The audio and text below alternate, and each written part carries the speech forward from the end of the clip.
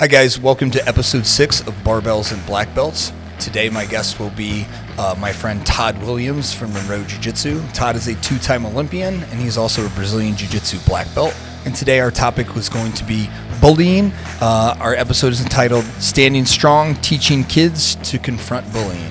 Hope you guys enjoy the podcast, and if you'd like to learn more, finleyjiujitsu.com, finleybarbell.com are my gyms, Monroe Jiu-Jitsu, or also check me out on Patreon at Black Belt Strength on Patreon. Thank you guys very much, and hope you enjoy the episode.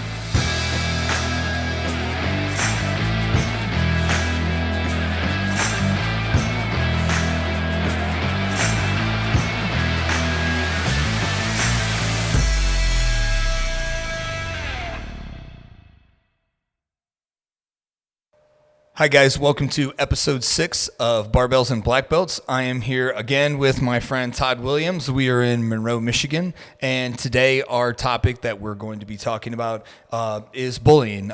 Today's episode, the title is Standing Strong, Teaching Kids to Confront Bullying. Wanted to just start off real quick, especially to new people to the show. If you stumble across it, just a little bit of me and Todd's backgrounds. Todd, I'll start with you, man. Go right ahead. Background. Well, first, thanks for having me. We had a great conversation before this podcast started. Thanks again, brother. Appreciate you having me. Background. I own Monroe Jiu-Jitsu in Monroe, Michigan. I opened in 2017. There it is right there. And before that, in my previous life, I was a professional distance runner. I started at Monroe High School in Monroe, Michigan, won a few state titles there, was fortunate to get a full scholarship to run at the University of Tennessee. Ran there for 4 years and ended up winning a national title my senior year, NCAA championships, which was a great way to go out. And then I went on to professional running and made 2 Olympic teams in 1992 in Barcelona, 1996 in Atlanta, and traveled the world and lived my dream, being able to compete against the best. Retired in 2002, and then I jumped right into Brazilian Jiu-Jitsu, and I haven't looked back since. Meeting great people like you and being able to train and be able to do the things that I'm doing and making a big impact on my community here in Monroe is huge. Family-wise, I've got a beautiful wife, Lindsey, that helps me here at the school. 2 beautiful kids, Brooke and Bailey, that are down in Florida, finished up school, and they've got great jobs. So here we are, second podcast together, and looking forward to doing this topic on bullying. Yeah, thank you for that too. It's whenever we talk about like certain things, topical type issues like bullying and stuff, I kind of wanted to bring up, it's kind of weird. Me and Todd talked about this the last time on the podcast of like talking about ourselves and some of the things that we've done in the past, because me and him both are very much in, again, using the pre-show, the windshield's this big and the rear view's only this big. Yeah. So we like to talk more forward than anything. But I think just like talking about what our backgrounds are, so we can talk about the topics a little bit too. So I think not only our athletic careers are very, important to learning, kind of how to spot bullies, or with our jiu-jitsu backgrounds on how to, not only some people think it's like the techniques and things like that too, but just as we were talking in the pre-show about our backgrounds teach us how to say no to things, or how it is that you build confidence through sports and things like that too. So I did just want to start the show up again, just talking about some of the backgrounds and some of the things that me and Todd had done through our careers too. Mine was I played college football, and then I got into mixed martial arts. I turned pro in mixed martial arts in 2009, and then I started my jiu-jitsu career after that one too, when I had just right before I turned 30, I switched kind of over to a jiu-jitsu career where I did that competitively as well. And then as we were talking about, and most people that know us from the shows or know that we teach Brazilian Jiu-Jitsu, and that's me and Todd. This is what we do for a living. That's our life. We love it. Yeah. We were talking in the pre-show about all the different jiu-jitsu ideas and some of the things that we do with our businesses and some of our future ideas and coming through the communities. But I'm going to hand this next part off to Todd to tell us why this topic itself in bullying was a big thing, not only for us, but an experience that Todd had with a student that kind of sparked this one, that we were like, hey, let's get on, let's start talking more seriously about jiu-jitsu, what it can bring to kids to stop bullying, to bring confidence. So, Todd, take it away, man. Tell us what's up. I reached out to you, I don't know, maybe it was I guess this happened about 3 months ago. I had a student, had a parent call me, and I'm not going to name names, but had a parent call and they're like, I just wanted to let you know that this situation happened at school today. And I'm with my son now. We're out of school. He was suspended. And I said, well, give me a little, background of what happened in the scenario. And he goes, well, there was an older student that, was pushing and bumping and cursing and, really messing with this kid. And, my parent and his, my student looked at the kid and said, hey, stop messing around with me. Kid kept doing it. Stop. Try to use his words out there on the playground. Next thing you know, kid tried to put his hands on him, arm drag right to the back, controlled him, didn't hit him, didn't throw a punch, and then started saying stop. There was no chokes, there wasn't anything bad, but he controlled him with good jiu-jitsu, right? There was nothing. And that's what we always talk about. It is the gentle art in certain situations, right? You don't have to hurt anybody, but you're trying to control them, right? So he did all the right things. Well, teachers come out, break them up, go to the office. The parent was called in, and they said, we have to do this, but your child's going to be suspended for the next couple of days due to this fight. And the parent that I know was really upset about that because there was not one punch that was thrown. He told him 3 or 4 times to stop messing around with him, kept doing it, and then he handled it the way we teach, the way you should handle a scenario like that. So I thought he did everything the perfect way. And then 2 days later, I wrote this quote down here. 2 days later, one of the counselors, our administrators in that school said, keep that jiu-jitsu in the dojo. It shouldn't be here. And that frustrates me because I never want word in this community, and you don't want the word out in the Finley community or any jiu-jitsu practitioner in their schools. They don't want that out. They're like, hey, jiu-jitsu is bad. And if people aren't educated about what jiu-jitsu truly is and what it can do for a kid in that scenario, then they're spreading negative information about what we do. And that's when I really get pumped up. And that's probably the reason I reached out to you. Let's get the message out there of what we do. And to me, that was textbook of how he handled that scenario on the playground. I think the problem is how others view it that don't know anything about it, and it's our job to educate. So, I hopefully am going to have a meeting with this administrator so I can go in and say, no, just because you YouTube jiu-jitsu or you Google it, maybe that first video clip that pops is Hoist Gracie breaking somebody's arm in UFC 1 or 2. Sure. And that's probably where they're taking this information going, oh, you keep that in the dojo. We don't want to see that. But the reality is they're not digging deep enough to find out what we truly do and how much it can help people in the communities that we live in be safer. And that's what we want. There's a lot that we're going to unpack with that one. I very much, number one, I wanted to start off with just even saying bullying, what it is. Amy thought that would be a good idea too, to just like the story about your student and what it was like. His side wasn't the bullying side; he was getting bullied. Yeah. And so like I just want to read it here so I make sure I get it right. It says, definition of bullying: to seek harm, intimidate, or coerce someone perceived as vulnerable. Bullying is the use of force, coercion, hurtful teasing, comments, or threats in order to abuse, aggressively dominate, or intimidate one or more. And this behavior is repeated and is usually habitual. And so, I mean, just in the story that you said, it was like the kid just kept kind of coming at him and kept doing it and kept nagging. And it's like whatever, it was. And then it went to a physical level even too, because he pushed it even a further point as well. And the other kid reacted in a way that was like, I'm not going to hurt you, I'm just going to subdue you enough so you'll stop doing the thing that I'm telling you that I don't want you to do. Yeah. And it seems like one person here is acting a lot more mature than another. And in my opinion, that's what jiu-jitsu can do for you. Right. And so this administrator, it's like, which one was acting in a way that you would want a situation to go? Right. And that's, watching some of the, the videos and podcasts and so much information about bullying that we have access to now. It's like the Henner Gracie mentioned something one time, the 3 T's about bullying. So you talk, you tell, and then you tackle, right? So if you talk to the bully and you say, hey, just stop. Like, hey, come on. Yeah. Man. Next, try to tell. Like if you tell, stop. Or tell somebody, if there's a teacher around, hey, I've told him 7 times to stop pushing my head or throwing dirt on me or whatever, whatever this, cursing, whatever it is. And then, but my thing is when I think about talk, tell, tackle. What if there is no someone around? And I think what my student did, our Monroe Jiu-Jitsu student did, is they went talk, and there was nobody around, and then the next, boom, he jumped to, I'm going to tackle, meaning take care of the situation, right? In a non-harmful way.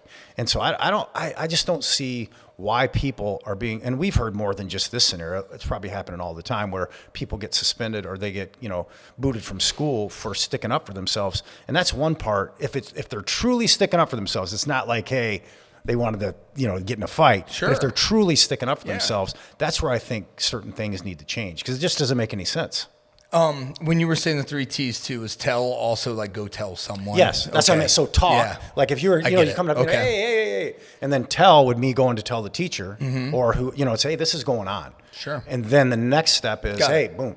Just like you probably grew up like I did. My pops, if somebody was, my dad would say, hey, if somebody is messing with you, and he would say, just roll up your fist as tight as you can and crack them. And I'm like, I was.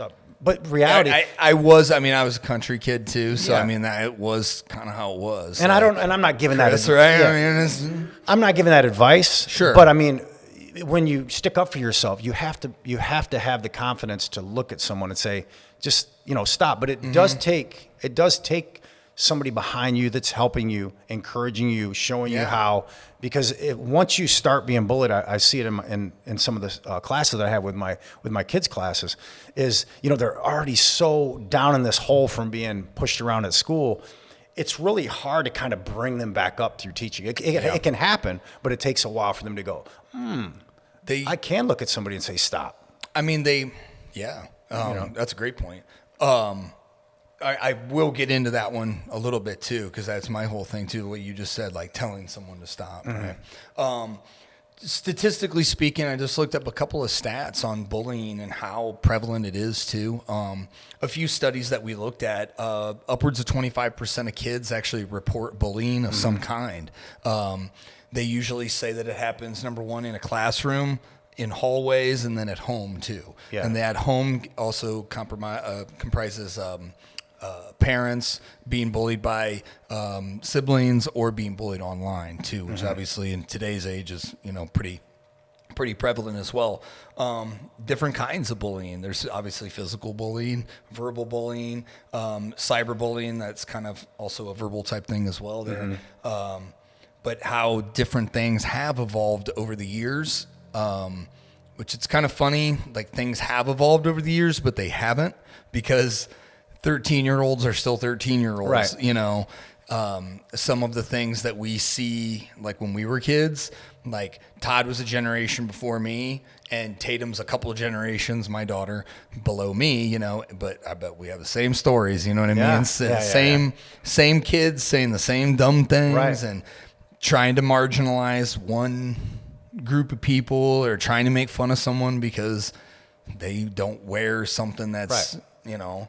They like something that they don't like, you know what I mean? It's and so they try to pull them down, right? Man. They try to, and that's just reality, right? So that's where what we do, I think, is extremely important to build confidence in people, to give them skills to be able to stand up for themselves, and that is, that's what we do is priceless, man. I mean, that's the reason I love every day coming onto that mat when I have students that may be, they're in need of that training, and the story that I gave at the top of the show is that.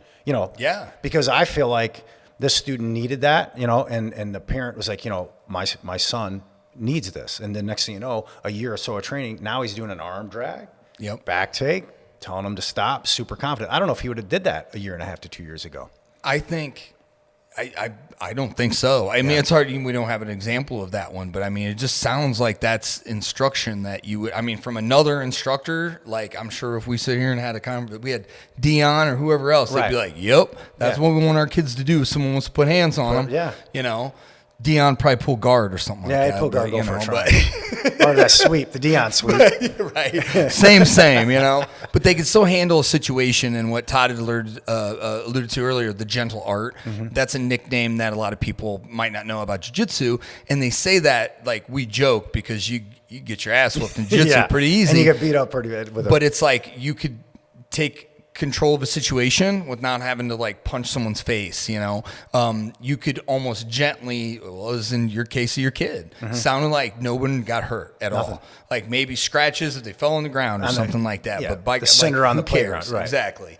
But it's like sounded like that's the gentle art. Like he subdued him in a way that was like, you ain't gonna touch me, then I'll hold you here all day if I need to. So someone comes, and no one got hurt in the situation too. So, I mean.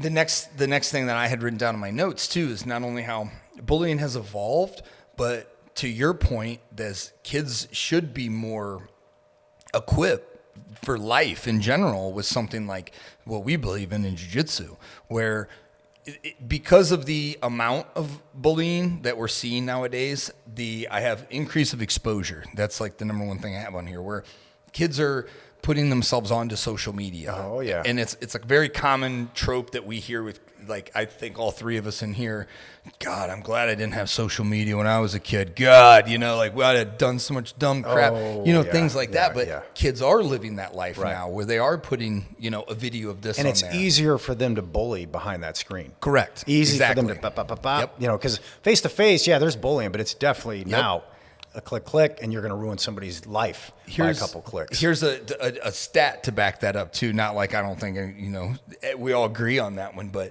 females are twice as likely to be cyberbullied than males. Yeah.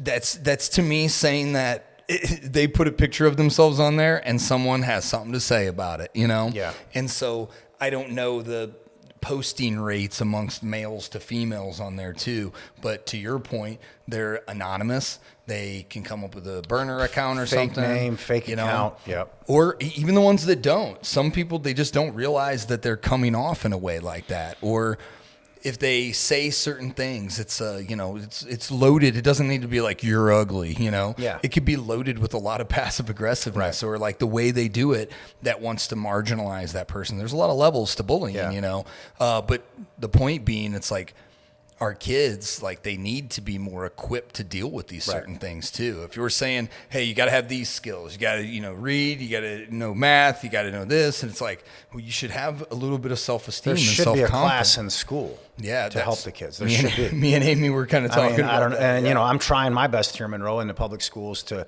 get, jiu-jitsu now is involved with, community education. And now we're getting kids to come in. We have, the women's and girls only. We have the kids classes. So, I just think it should be everywhere to be able to teach skills like that.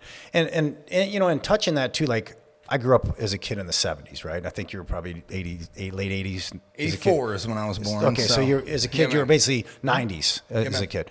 But people say, well, you got to be tougher. You got to have thick skin. I agree to that to a certain extent because when does the bullying kick in, right? When is it? When is it? And when is it not bullying? That's another question. Yeah. Like sometimes it's like, he just gave you a little tap in the arm. Yeah. No big deal. Yeah. But at the same time, if that's making you feel a certain way, I can't judge how that's going to make you feel. So that's where it's like, when does it cross the line of bullying?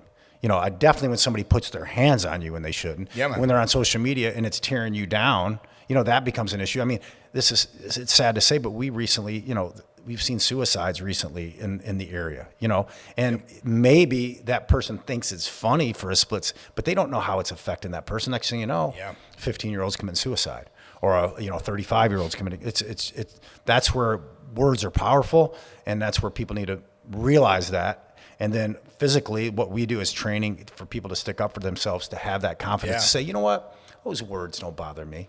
That's really the goal, right? Not only physical, giving them tools, but also mentally going, it's fine. I think that's, here in a bit, I was talking about like our jiu-jitsu academies and the culture of that too. You're 100% right on that one too. Just like sometimes the effects, like people don't really understand. It's like they think it's kind of like a joke or something like that. Like even in our jiu-jitsu academies like that, it's like, say we do like relays, so they have to race. Right. And if somebody gets picked, like a kid that they know is maybe a little bit slower, like Coach Amy, she'll hand out like triple the amount of push-ups she normally does, to one of the kids. If they say something like that? Yeah. I threw them on that team and they're like, like that. Yeah. Like Coach Amy saw that one a couple weeks ago and she was just like, push-ups, just go, just keep going. Yeah. You know what I mean? Like, and then afterwards it's like, how do you think that would make, how would you feel on the power that? of words. And she brought him over to the side and said that, like, because he might be going up to the bigger kids class here. I think he's going to be turning 11, and he's probably going to be one of the slower ones when he goes up to the 11 and 14-year-old class, And if my 14-year-old was like rolling out, they'd be getting them push-ups too. Right. It's like that's learning how to not only be a leader, but that's a bullying type thing. Because if that person overheard, how do you think they feel? Like now they know that you don't even want them on your team anymore. Yeah. So that's like to that point, like we try to create a positive culture that's. And I think, as an educator, I'm doing the Monroe Track Club here, right? So I was teaching this drill, and it was like a speed play drill, right? So I blow a whistle, they run, blow a whistle, walk, blow, back and forth, just to get them out there, getting healthy, getting stronger. And the kid that was last comes up to me and he goes, "I like this drill." And I said, "Why?" And he goes, "Because I'm the slowest and it doesn't matter." And I go, "Stop it." I said, "You do matter, and here's why you matter. Because right now you're 15th.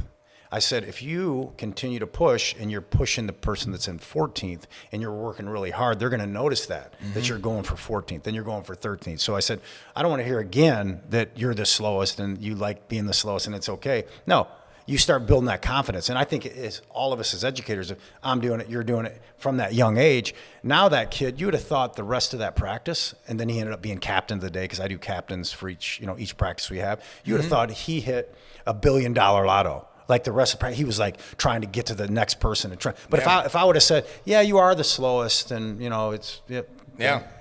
so it's starting community at the community level, teachers being able to educate these kids, like, hey, you got to keep pushing. You can be a leader. You can do this, and that's going to build that confidence, so they don't get so far down that they can't come back up. Get him a couple of wins. Yeah. I mean, that's what we always talk about is like a couple of W's. Like that kid got a W that day, you know? Because I kind of joked because it's funny how simplistic sometimes people like our brains are. That's kind of funny that he found like, I don't mind this one. And he's only in 4th grade. Yeah. And I'm like, but to your point, or to your other one that you always say, like, you got to win your gold medal. Like, it's got to be your gold medal. Right. And once those kids start realizing that it's like, dude, it really doesn't matter that you're in first place. Like, that's not the most important thing out here. But it's funny with kids, and I know kind of getting off bullying a little bit, but it still comes down to it when people are making fun of kids and stuff like that. But, like, the first thing when I had my first, track club practice with 3rd, 4th, 5th, and 6th graders, and, you made, before we get started, you made the Olympics? I say, yeah, I made the Olympics twice. Did you win the gold? And I'm like, no. And then they're like, what, did you win a medal? And I'm like, no, I finished 10th. And then they're like, that's okay.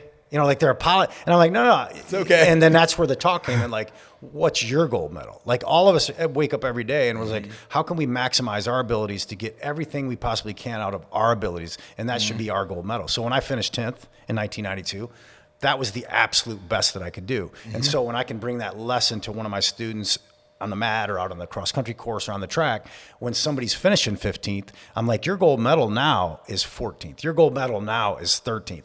You're going to be the captain because these kids are looking back at you going, man, the whole time he's getting after it. He's pushing himself to be the best he can.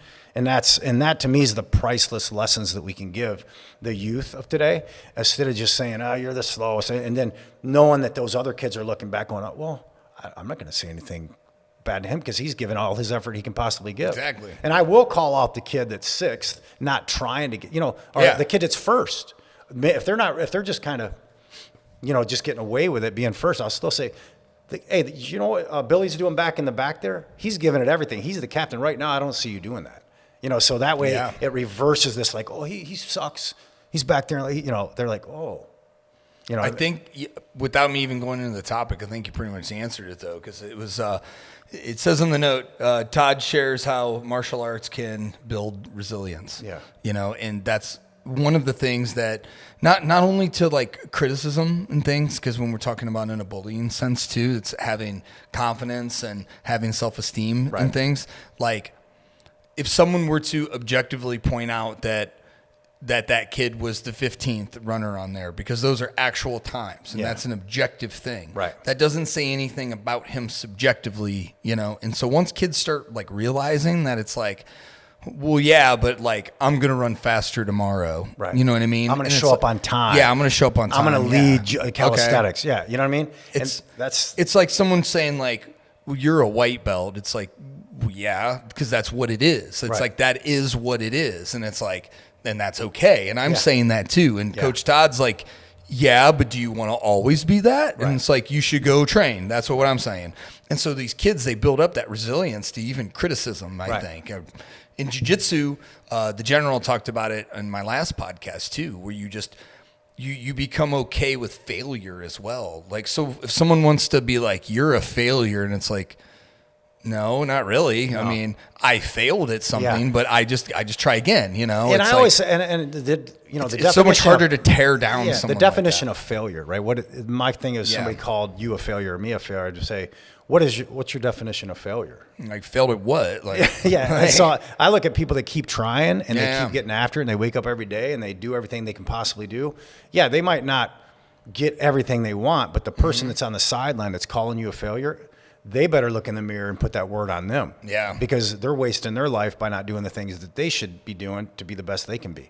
And, speaking of resilience, like I had a student, it happened in like that chair right over there. I'll never forget. He was this close to quitting jiu-jitsu. Little guy, I think. I'm like, I almost said his name. I don't want to say, but like just a little guy. And he had these big tears coming down, and he was over here with his pops. And I said, hey, what's going on? And he was with a partner that was taking it to him during drilling. And he goes, I just don't know if I like it, and I'm telling you, it almost made me cry, right? I said, I'm telling you right now, you get out there, you start taking it to him, you keep coming back, and this is about 8 months ago. That talk turned him around where he went out there, and again, he was this close to stepping out that door and never coming back. And imagine what he would have had in his brain if he would have done that, right? But he went out there. Now he's a scrapper.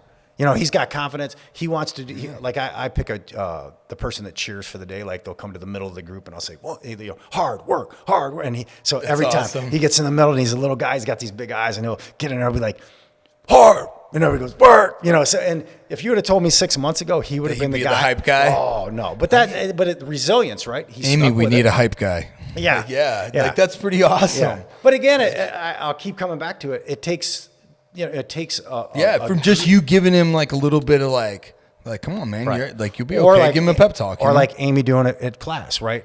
She's leading by example, saying, "Hey, that's not behavior we're going to do." Yeah. You want to build people up. Yeah. You want to try to get them to the next level so you can get to the next level. That's right. And I think that lesson's not taught enough, and especially back to your statistics of the online stuff.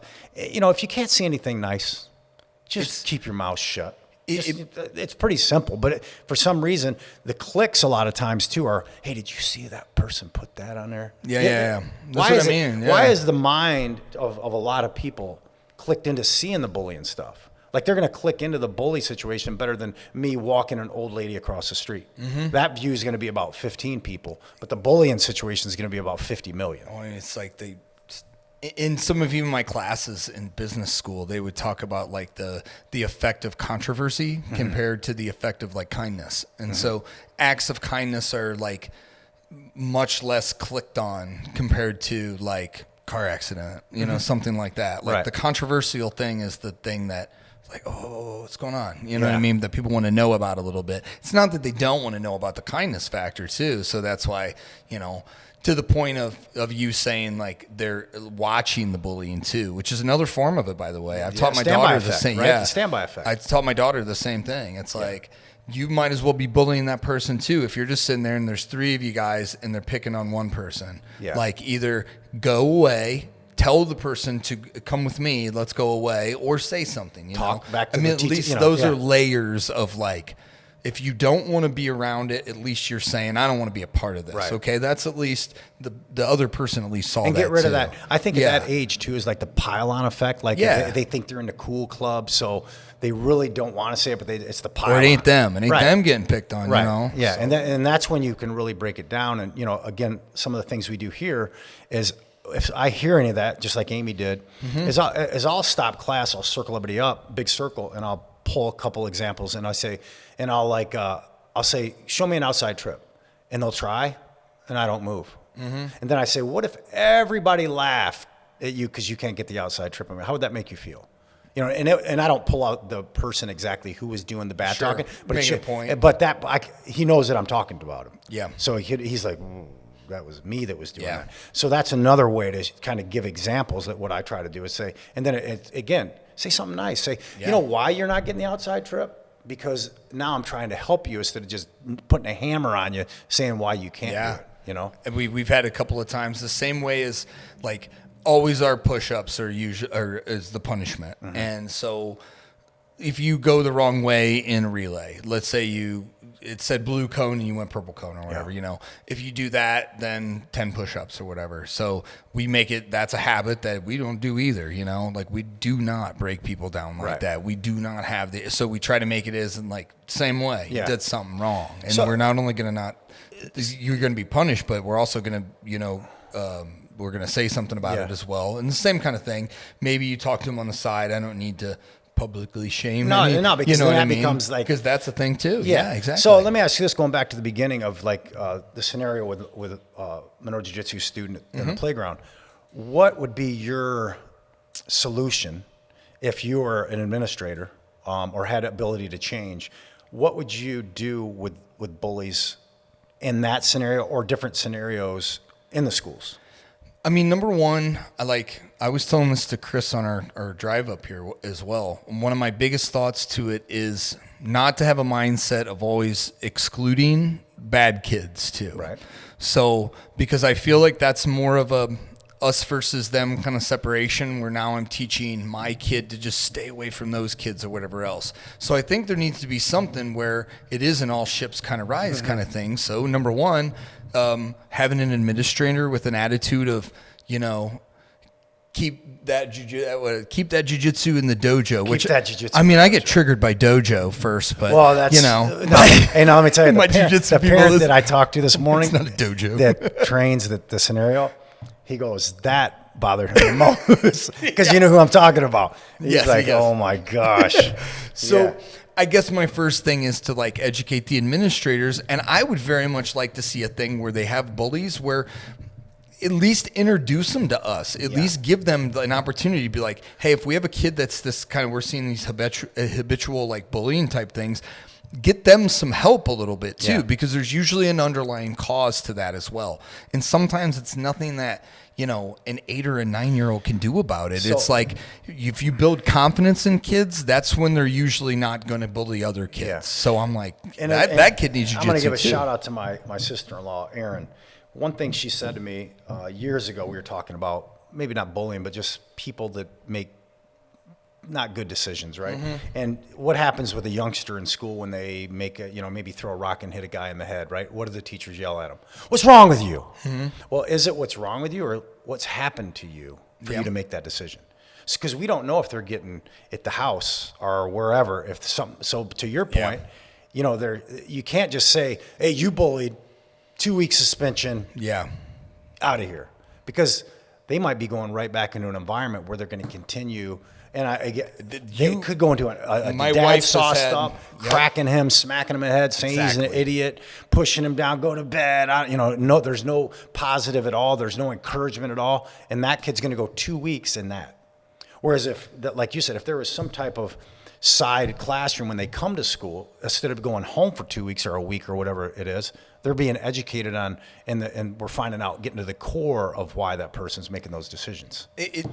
It's something I have I mean, if my wife was here on this one too, in terms of like the education that we've done in America, like I feel like how in the world, like back in the day, how if someone were to do something bad, how just hitting them was like a good idea. Right. I don't understand that in my life. Like how like, here you're bullied someone, so now I'm going to hit you. It's like, bro, it's the same thing, it's where, in my opinion, like a different tactic to this is, and this is why I believe in sports so much too. I'm a really big like believer in the discipline and the kind of the empathy that I grew on a sports team to that kid that was in 15th place. I think that's where I learned a lot about not bullying, because there were some examples where I would see a kid that was trying his hardest and then someone would try to bully him and I'd like, what are you Like, why are you bullying him? Like, Right. you're the lazy ass. Right, like, exactly. You know,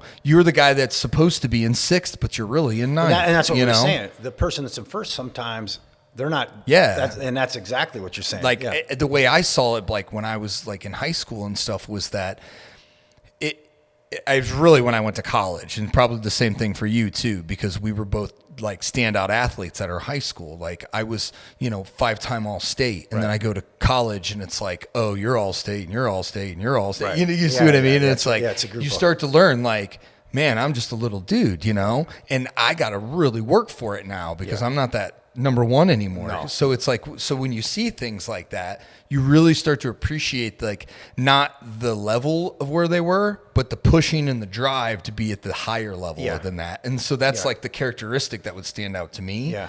And so, I mean, to the point of like the bullying too, with someone that's, they're being pushed down. And in some ways, like I was going to mention, my wife is an educator, and now that she's a school psych too, so she's getting a couple more of these things. Like, to your point, it probably is abuse inside the home or abuse in some way, and they're kind of lashing out too, And they're never get a lot of that I feel is they're never getting any positive encouragement. Yeah. Like if they do something well, it's always and there's nothing good, and so they're lashing out. That's the reason the statement of it's not what's wrong with you, it's what's happening to you, or what's happened to you for you to make that decision.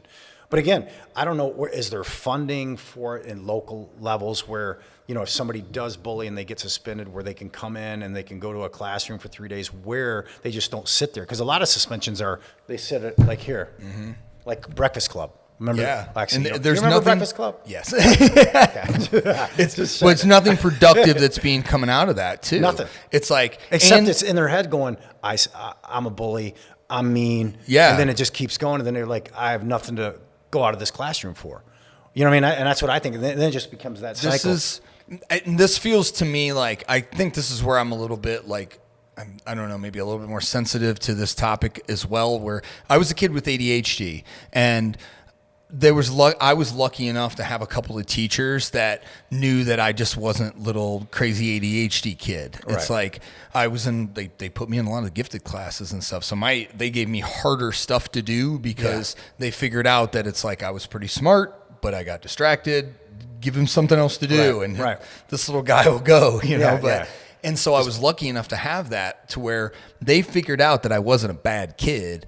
I was different. And so to the same point, like, imagine if you had someone who was acting out like in a bullying way, and you throw them on the jiu-jitsu mats, and we don't allow bullying, and you're probably not going to be able to bully in here anyway, because we know what being a white belt in jiu-jitsu is, you know what I mean? So like, basically, if they do have those kinds of things, not only they're going to be around encouragement, they're going to be around positivity, they're going to be around the fact that it's like, number one, we don't tolerate bullying, and we don't tolerate people to bully you too. So that's another one. And they're getting their physical exertion, right? Yeah. So a lot of kids don't have that, right? So they have all this an outlet. They have so they have all that pent up anger, and then boom, they let it out. All that anger comes out in a bullying way. Whereas if they spend 2 hours on the mat and they're doing round after round, they're doing drilling. Well, you got energy. You see what I mean? That's another great thing about sports, is because it's engaging these kids to get physical and get healthy.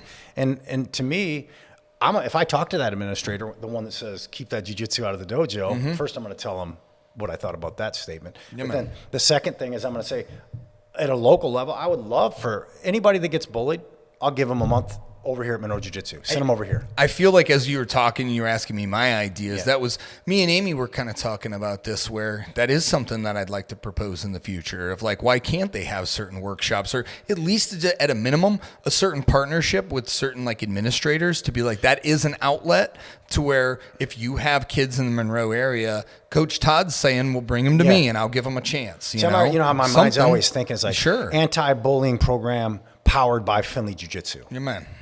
Right? Yeah. And then you present that to the Finley school system, right? Sure. And then boom, next thing you know, because you know how many kids, I hope it's not many, but there's kids probably being suspended every week, probably, right? If K through 12, you're gonna have somebody probably getting in trouble and getting suspended. So to me, instead of shooting them to the house or shooting them to a classroom where they're just sitting there stewing over the bad decision they made, boom, now they're going to Finley Jiu-Jitsu or Monroe Jiu-Jitsu, and they're actually learning something constructive that's going to help them in their life. So here we go. We just created an idea. I mean, I feel, well, shout out to my friend Gary Young that was on my podcast. He works through the state, I believe, and he gets their state funding for after-school programs for kids that are underprivileged. Right. I believe it's like run through Medicare or Medicaid. I can.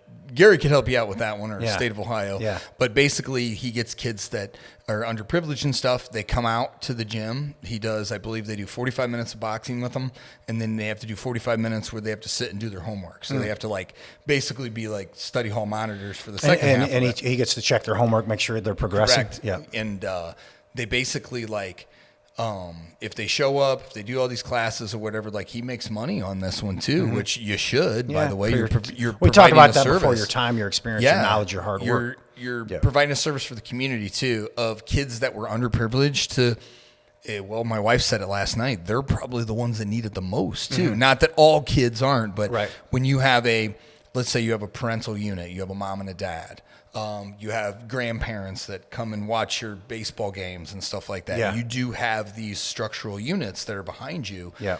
Some kids that only have a mom that works, they don't have a lot of money. Or they live with and their stuff. grandparents. Yeah, or they live with their grandparents. Yeah. Those are the ones that probably do need an environment and a safe space where you come in. I got kids that, I got one girl that comes in that she said that, some of the kids would make fun of her for her shirts. And I'm like, dude, that's the Deftones. I'm like, I love the Deftones. She'll have concert, rock and roll t-shirts and stuff. And I'm see, that right there tells you that it was bothering her. So she was being bullied. Yes. So if that's stuck in her brain. Yep. So Exactly. The kids probably, right now I'm getting pumped. You're right.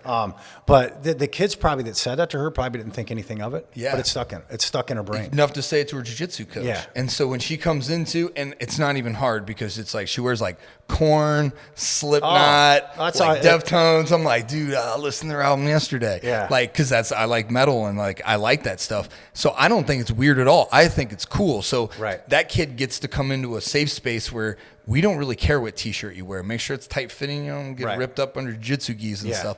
But to the point of this, those kids probably, they need a spot. I mean, how was that when you went to track practice, for instance? That was how I was at football practice. I was in my element, or the weight room. The weight room was the thing for me. Yeah. Well, and like you said, sports or an activity, after school activities were key. I was thinking, for the younger, I remember over here a couple miles away where I grew up by the elementary school, we had something in the summer called Tot Lot. So the Tot Lot was almost like the Little Rascals, right? Yeah. We had a couple people. It was fun. I don't even know if there was any cost to it, but we were down underneath this cafe, like a outdoor picnic area, and there was different games set up: kickball, dodgeball, chase, all the games that we could play, and we'd stay there for hours. But it gave us that group of kids that we kind of grew up with, exactly, and it was a positive environment, And jumping over back to what you just said about, no worries. The safe spaces are great to have, right? Creating an environment where kids can learn, they can be educated on anti-bullying, saying positive things, but also what that safe space needs to do. It also needs to teach others when they are outside that safe space how to deal with it. Yeah. That's the biggest thing, right? Because we talked about this before the podcast. There's always going to be, can I curse? Can I say a curse word? Oh, yeah. Go ahead. There's always going to be assholes. Yeah, man. Right? There's always going to be somebody that's going to say something. Yeah. There's always going to be somebody that tries to drag you down. Even at our age now, they're going to be talking about our businesses or talking about all the time, talking man. about our jiu-jitsu, talking about your, whatever it is, right? But we have to put the blinders on and realize it's not what's wrong with them. It's what happened to them. They're trying to pull us down. Yeah, so, so that's what the safe spaces are great for positive encouragement, but they also need to be a space where they can be taught, hey, if it does go down out there, just know that it's probably going to happen in your life, but you're going to be able to deal with it, and it's going to be okay. And just put a little cauliflower deaf ear on there, and life's going to go on, and you keep going down that positive road.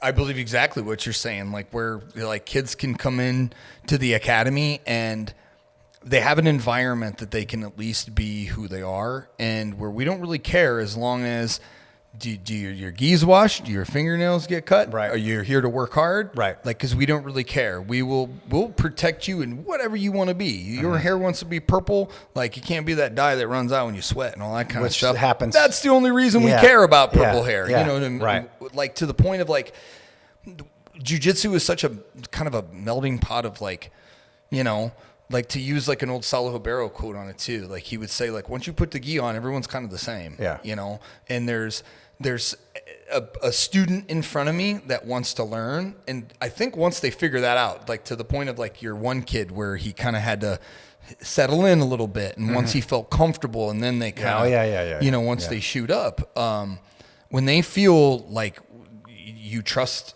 they trust enough that they're here for the reason Trust that the process. they're here. Yes. Yeah. And once they start kind of trusting that process, like, I mean, my next phase that we were going to talk about was just how schools can be more positive and more effective to be anti-bullying type things. I think that's the first job, is like to create an environment where kids can just come in here and know that they're safe to learn, that they're not going to be like, you're short, you're tall, you're fat, you're this, you're that. We're like, dude, you're here where you are right now, and if you're willing to get better right now, then we're cool. Yeah. Like, you know, that's all we care. And I think too, like the words anti-bullying or anti-bullying programs, and I'm not in the schools too deep right now, but are they really executing a true program to deal with it? Or are they just having words? Are they like, hey, it's anti-bullying, zero tolerance? Yeah. Is that helping, or is it just checking a box? A lot of it feels like it's like thoughts and prayers. They're false platitudes sometimes, and that's like, hey, we're doing something about this, and it's like, really? That's what I mean. I mean, are you culturally changing anything? Other like than like your friend, is it Gary? Gary Young? Yeah. So he's doing something about it. Yeah. So he's taking action. Yep. More people need to go in and say, instead of just it looks like it's good. That school's good. Go in and say, no, I'm going to make sure that I'm doing something that's going to help my school system or the scenario of bullying in this area, not just have a word that says, hey, we're doing our best with it. Yeah. Because that's anti-bullying. To me, I just feel like sometimes it's just on paper, or it's just something they can post on social media to say they have something, but it's really nothing.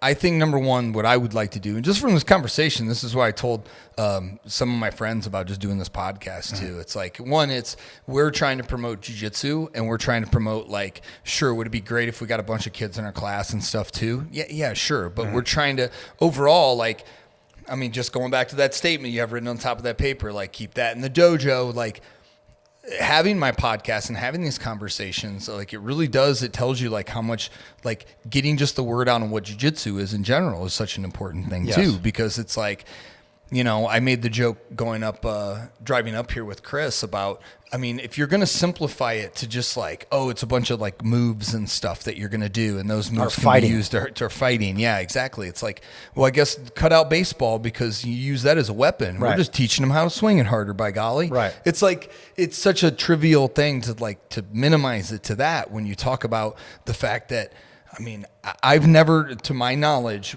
had any of my jiu-jitsu students bully kids in school, and like, and if you did find out, if I got found out about it, it's like, it would be a big problem. Right. Like Coach Tyler's going to be staring in that kid's eyes, like, the next time we talk, and like. So if somebody, that doesn't watch, that's really not in jiu-jitsu. So if I ask you the question, if I'm that administrator and you come in and I say, Mr. Beckley, tell me what jiu-jitsu is and how it can help the bullying in the school. Well, what would you say to that person? Has no idea. It's the person that said this. I would pretty much use some of the language that the general used in the last podcast, and it was on how could veterans that just got out of the military benefit from jiu-jitsu? And I would talk more on those points. I'm like, number one, it's very similar to, if I was going to simplify it, I'd say it's very similar to wrestling, where the whole point is to either tap someone out or prevent someone from tapping you out, or to control or try not to be controlled. I break it down kind of very easy like that. And I say, so that's the sport of it in general, but then there's a lot that goes with it, where the biggest thing for anti-bullying in there is, you just wrote it on the paper, control, where we're talking about in the pre-show, that ability to say no, stop, Like that's earlier in the show we talked about. Jiu-jitsu gives you that ability so much more handily than most things, because someone's going to literally try to choke you and you could just say, okay, you know, or you could be like, no, stop, you know, and that's what we teach you. Now, going past that is what jiu-jitsu brings you in terms of camaraderie and brotherhood, is what we talked about with the general, or just sportsmanship. We're on a team together. Because so many kids, they didn't come through sports like me and you, Todd. They didn't come with a coach that was like, we all shake hands afterwards. We all do it this way. So they get to see how leadership is by example. I mean, you got a middle school and they got an Olympian for a coach. That means a lot in terms of what your knowledge is on running, but I know it's so much more because of what your leadership is though too. And now they get to be that example as well, to where we're building character in these kids too. So I know to talk in a shorthand how that would look. I mean, I might just bring on one of my kids that I've had like 5-6 years and be like, here, he'll let him tell you. You know what I mean? So that's you know, with you talking and then you know, me thinking about this future meeting, the 4 things I take out of what you're saying. 1 is control. It teaches a kid control. 2, it teaches a child confidence, right? And it builds their self-esteem.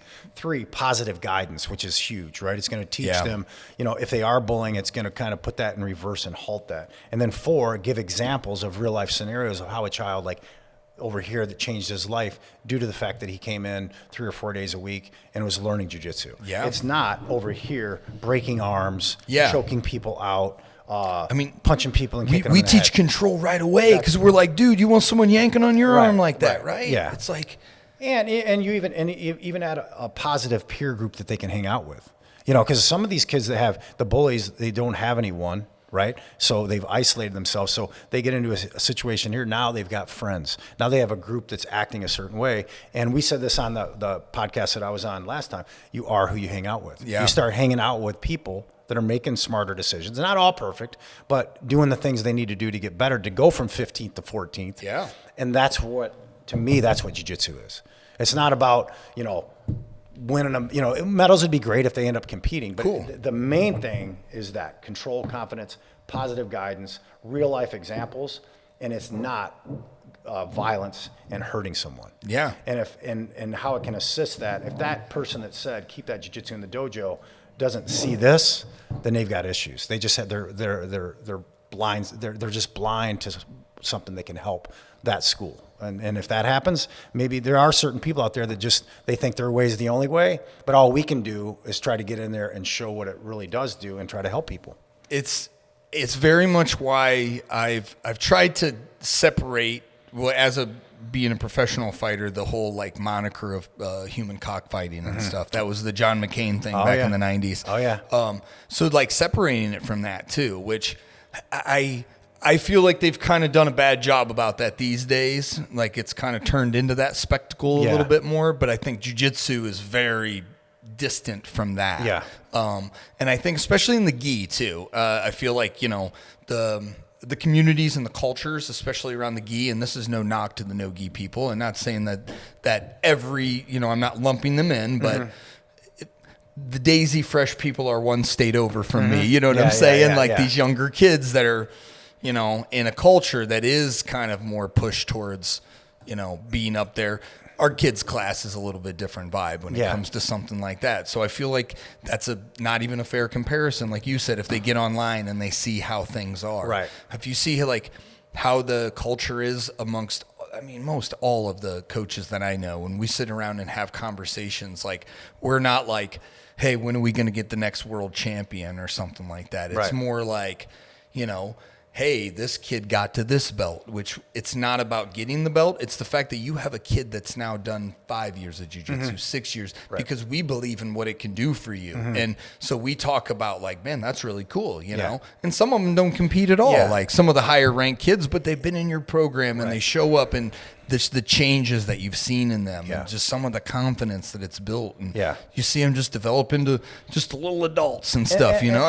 And I feel like that's our gold medal as instructors. You know, it's like, it's nice to have our students go to tournaments and do well and hit something really technical. And it's awesome to see that. But like when we think about the story that started the show of that is our story. Yeah, man, like, very much. Somebody stuck up for themselves. They did it the right way. They built a self-esteem, and they came from somewhere that they would have never done that without jiu-jitsu. Now, here's a question. I know we're probably heading toward the end, but yeah, man. What do you say to the people, and I've heard this too, where they'll say, well, what happens if the bully comes in and he learns jiu-jitsu and he's taking those skills and techniques and using them the wrong way? I'm going to say that he had to learn jiu-jitsu from me, and I would have probably got that bully out of him. Yeah, that's like right. that's what I mean. That's my that kid ain't response. going to be a bully if he Right. does jiu-jitsu. Like that's where I was kind of getting to the point of like to not forget about the bully kid too, because sometimes, especially when we're saying with kids, I told this to Chris on the way up. I said it's different when it's a 35-year-old. They want to be an asshole. Like, nah, dog, you already had your chance to figure it out. I'd still invite them onto the jiu-jitsu mats because I feel like that bully probably get put in their place really quickly. It happens. But like when we're talking about an 8 or a 9-year-old kid, I'm like, that ain't that kid's fault. Like No, he developed into this for a reason. Right. And he's probably, like you said, I mean, maybe being abused at home or just, bullied at home by his older brothers or something. And then he comes into the jiu-jitsu room on the younger kids' class, so big brother's not there. And he gets to be his own person. Yeah. And he gets to be around positivity and stuff. His group. And he doesn't develop into the bully like his older brother Right. because, no, I don't want to be that. Yeah. You know what I mean? I want to be these. I want to be these kids, like And right here and in that this scenario, environment. it's just a matter of time where that will reverse. You know what I mean? For the kid that's not training, that's up here doing all the nasty stuff, and then this kid trains and he sticks with it. Yep. That is going to halt, I feel like, pretty quick. So and you're always going to get people, no matter what topic, bullying, whatever. They take that other side. So that's the reason I asked that question. It has to be talked about because Yeah. that's when we're talking about going and maybe talking to an administrator at a school or something too. This is what happens when we talk about people that would go up to Capitol Hill or something and talk to their politicians and stuff too. Because for any kind of implementation at a school level, you're going to have to talk to some kind of administrator, some kind of politician.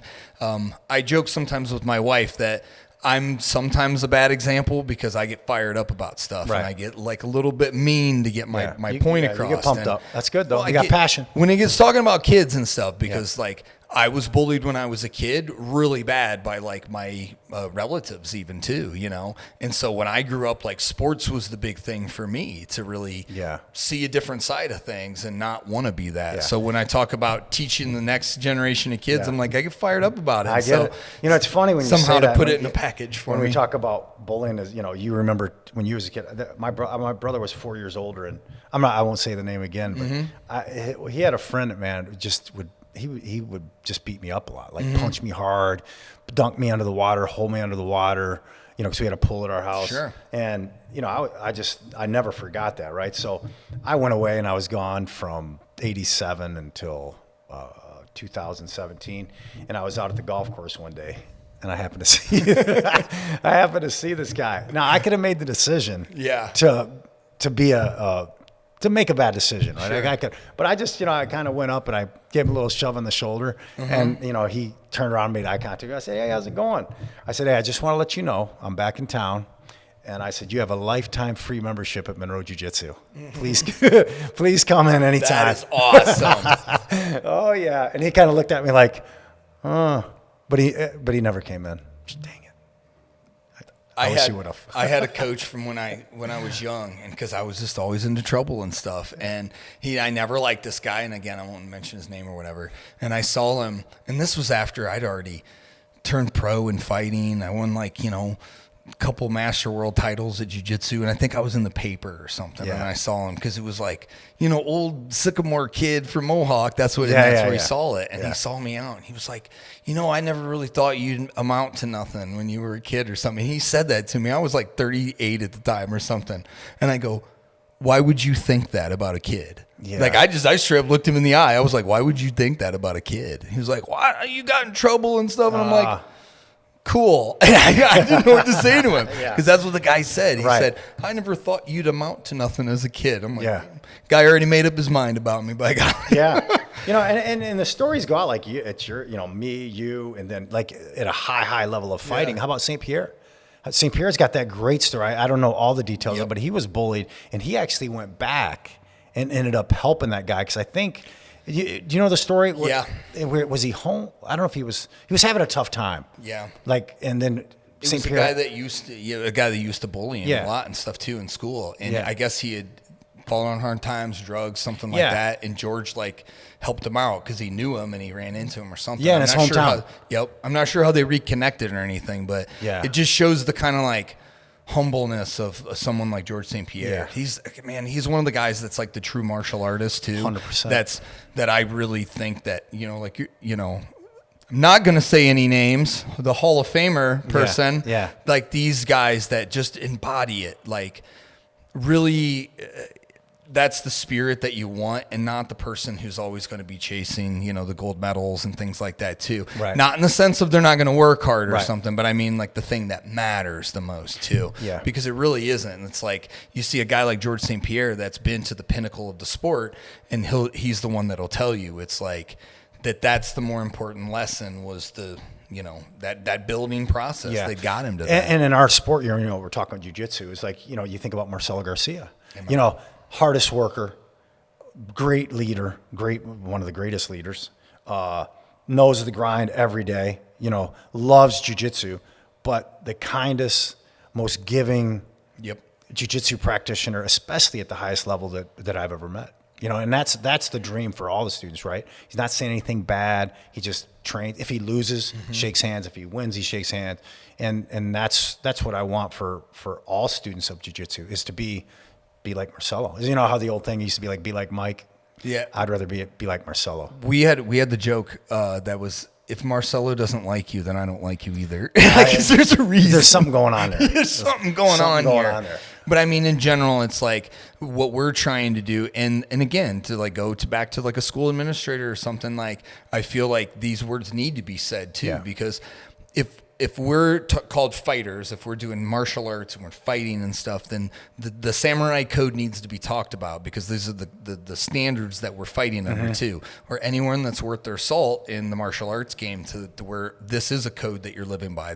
Like the samurais talk about it in that way. Yeah. So like if you go and you read like Musashi's works, he's saying it's like that is the point of the martial artist to like realize that you have these great powers or whatever, and you should go help people. And you should not take advantage of people. That's not what we do. No. That's not what we fight for. And you're being genuine, right? Yeah. And it's like, and that's where I think also, when we read this, we joke, but we're not joking. Sure. But I think with the administrator, the people that we present this to, we're not going in there like, hey, we want this we're not going in there like that. We're going in there because we care. We're going in there because we do want to help others. We're not going in there for no other reason. And I think when they see that, because I think, I tell people all the time, when you go by, it's scary to come into a jiu-jitsu school the first time. You go by some schools and these guys, they're all tatted up and, their ears are jacked up, and it's scary to walk through that door, right? But it's like, if you walk in, you'll realize right away, gosh,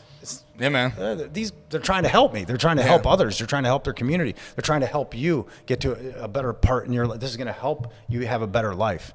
And I think when we do have those conversations for the bullying programs to help these the people that have been bullied, people that potentially will be bullied, and the bully itself, then they realize they won't say this anymore. They're actually, what they're going to say is, instead of keep that jiu-jitsu in the dojo, they're going to say, let's get the jiu-jitsu in the schools. And on that note, yeah, man, that's a pretty good way to leave it too. That's right. I mean, we covered a lot of topics and stuff, but I mean, me and Todd are, we're really passionate about this kind of stuff. And just to wrap it up, I mean, because we keep going on this stuff. We got through all of the notes pretty much here. That's good. Did you have anyone like anything to plug real quick too? How about your kids' classes? When's your kids' classes? Let's see. Kids' classes are Monday, Wednesday, Friday at Monday and Wednesdays at 4:45 to 5:30ish. We usually go for an hour, and then Friday we've added a 5 o'clock class. It's situational, so they can get all that information at monroejiujitsu.com. We're trying to grow and give more opportunities for kids to learn jiu-jitsu. Got some events coming up at Monroe Jiu-Jitsu, but I don't want to let that out of the bag yet. No worries. A lot of cool stuff coming. But again, when I do podcasts, when I'm with you, this is our second one. My thing is, I just hope the best for people. I want jiu-jitsu to make a difference in people's lives. If you come visit Monroe, Michigan, stop by the school, have a good roll, have a good train, learn a lot. And then again, Philly Jiu-Jitsu is awesome. And if you're down that way, I always give positive vibes to Findlay. And if you're in that area, check them out. And outside of that, don't bully If you're at a school that needs some programs, get a hold of a good jiu-jitsu school and invite them in, and you're going to see a difference maker, not somebody that's going to hurt someone. It's going to help someone. I think just to carry over from Todd's point, we got the same vibe all the time. It's like whenever like we plug our own businesses, it's kind of like an afterthought kind of thing, because it's like, yeah, we're here. This is what we're going to do all the time. It's not that we don't care about like plugging our business or nothing, but we want people to join jiu-jitsu wherever you are. If it's where I'm at, cool. If it's where Todd's at, cool. If it's in wherever if somebody listens to this podcast, the general talked about it last month on there. The first thing to do is look up jiu-jitsu in your area. Just look up jiu-jitsu, BJJ near me. If they have a trial class, come in there.